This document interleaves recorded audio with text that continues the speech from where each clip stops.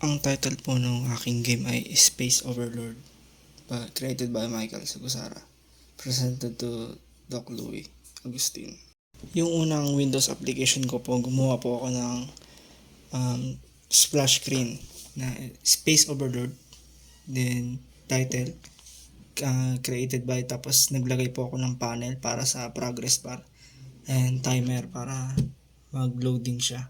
Para mag-open yung next form. Then, dun sa next form, meron po siyang keys na nilagay ako sa maraming picture box. So, meron siyang up key. Mag-move po yung picture na dalawa. Yung booster effect and yung main jet. Pag up key, yung pinindot, aangat siya. Then, pag down key, ay bababa. Then, right key, pupunta sa right. Then, left key, pupunta sa left. So, each of the keys na nape-press may kanya-kanya po siyang animation.